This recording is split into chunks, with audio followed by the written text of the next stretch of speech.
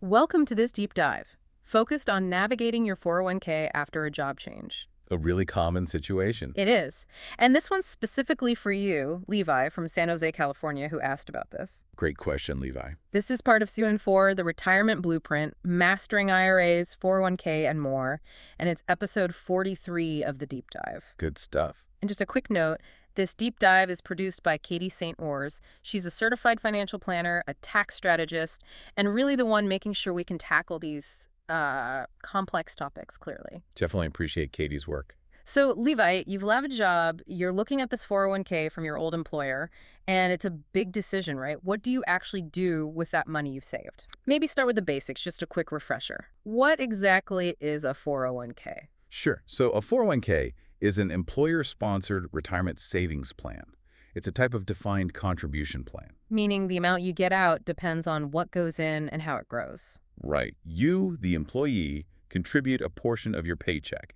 Now, this can be pre-tax, going into a traditional 401k, or it could be after-tax, which means it goes into a Roth 401k, if your employer offers that option.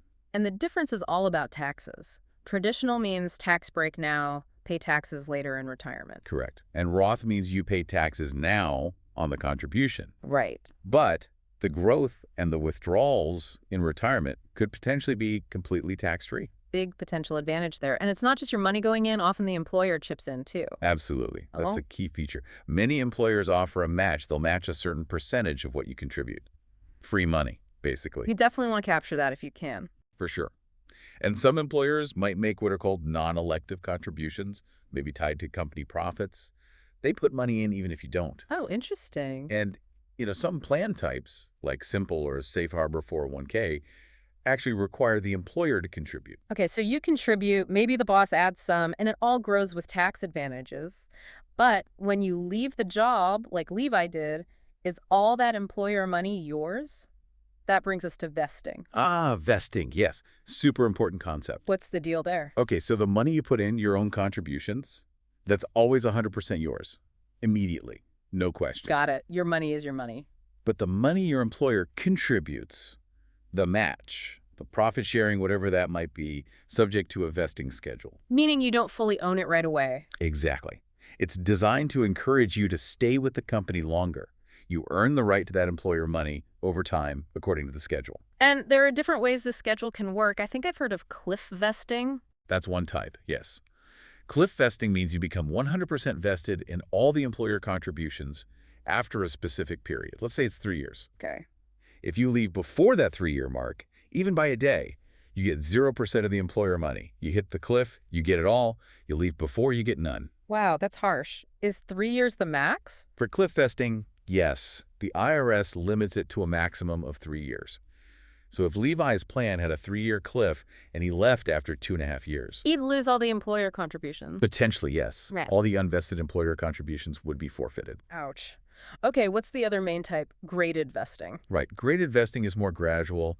You gain ownership of the employer funds bit by bit over time. Like a percentage each year. Exactly. A common schedule might be, say, 20% vested after 2 years, 40% after 3, 60% after 4, 80% after 5, and then you hit 100% after 6 years. So you get some even if you leave earlier, just not all of it until you hit that 6-year mark in that example. Correct. The IRS sets minimum standards for how fast graded vesting must happen, too. Okay, so it's really critical to know your own plan's specific vesting schedule. Where do you find that information? The key document is called the Summary Plan Description, or SPD. SPD. Got it.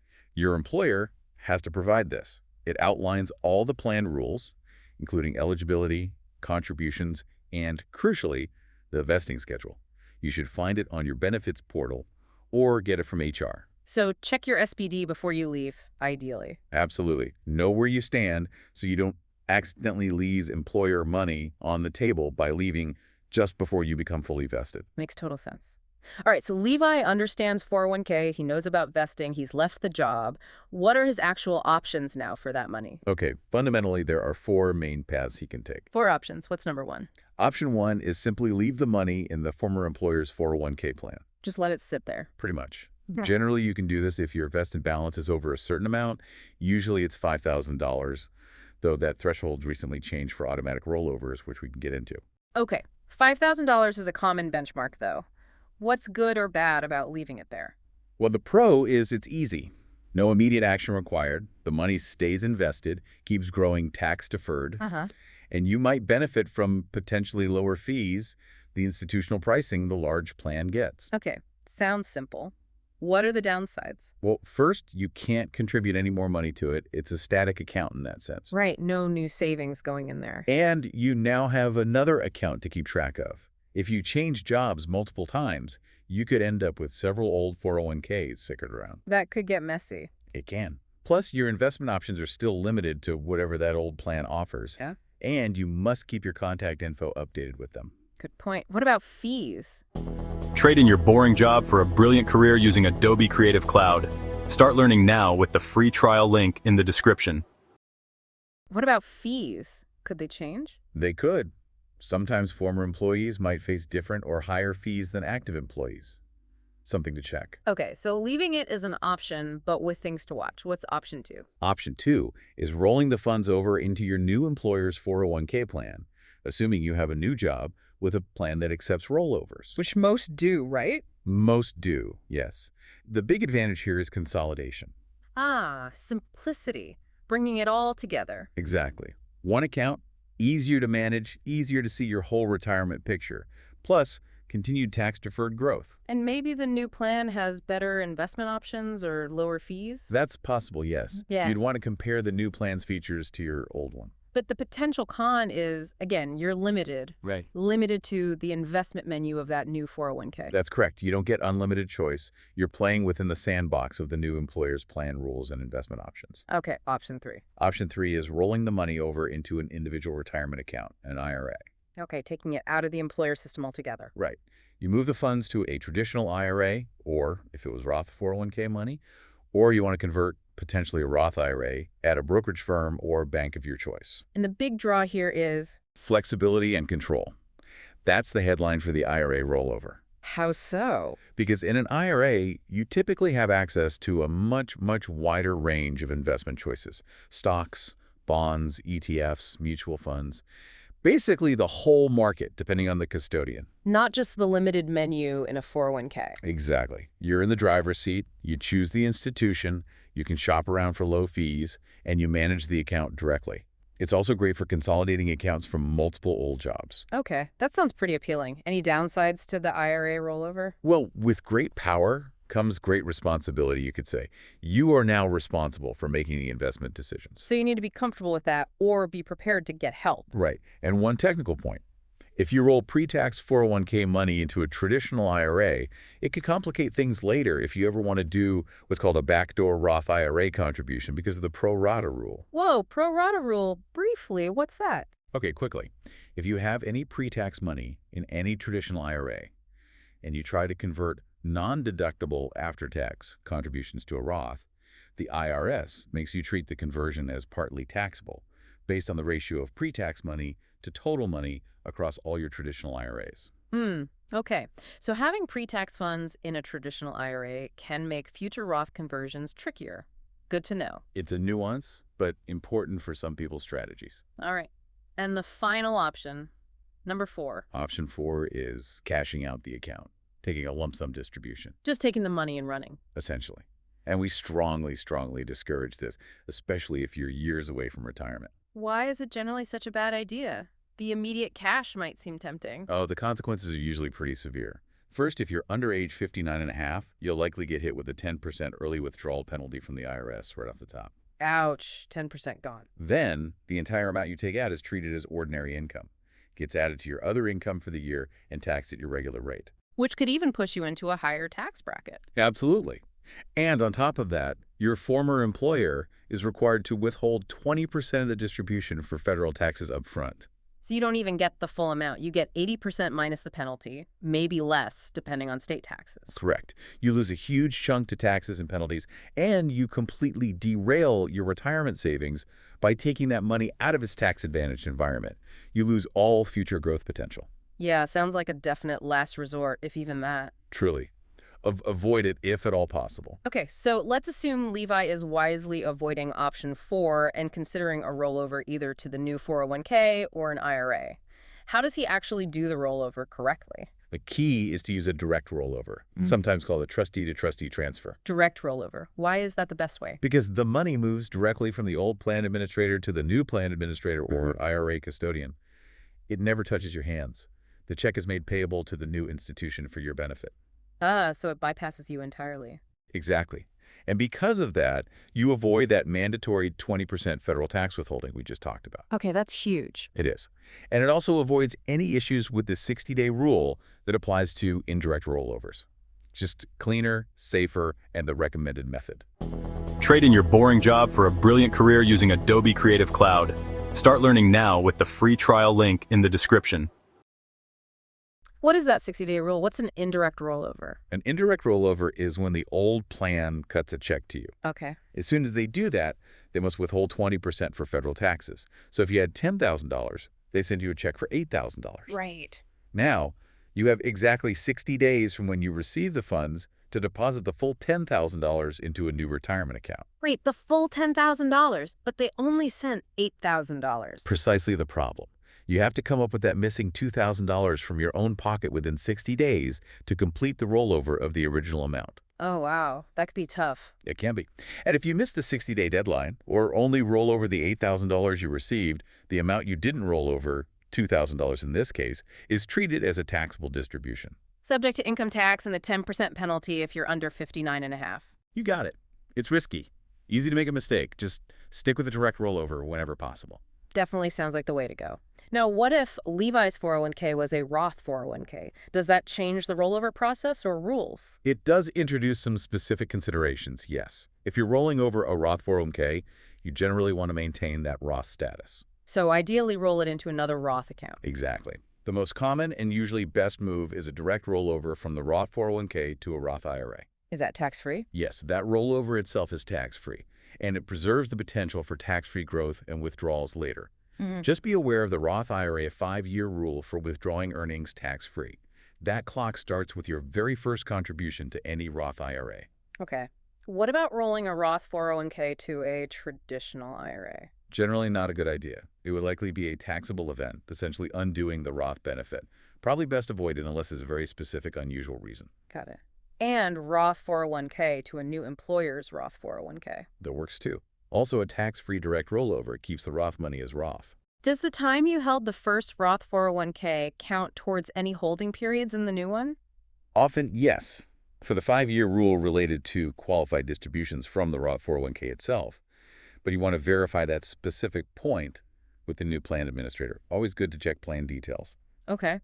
And what about the other way around? Rolling a traditional pre-tax 401k into a Roth account, like a Roth IRA. Ah, that's a Roth conversion. You absolutely can do that. But it's not tax-free, right? Correct. The entire amount you can hurt from the traditional 401k to the Roth IRA becomes taxable income in the year you do the conversion. So you have to be prepared for potentially a big tax bill that year. Exactly.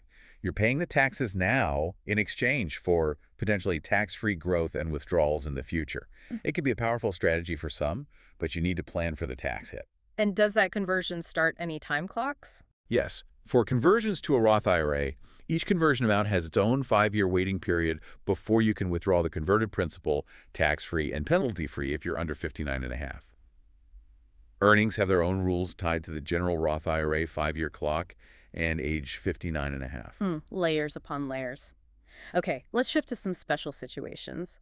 What if Levi had a 401k loan outstanding when he left his job? Very common scenario and potentially problematic. Most plans require you to repay the loan in full shortly after termination. How short is shortly? Often 60 or 90 days. It depends on the plan document. And if you can't repay it in that time? Then the outstanding loan balance is typically treated as a taxable distribution. It's called a loan offset.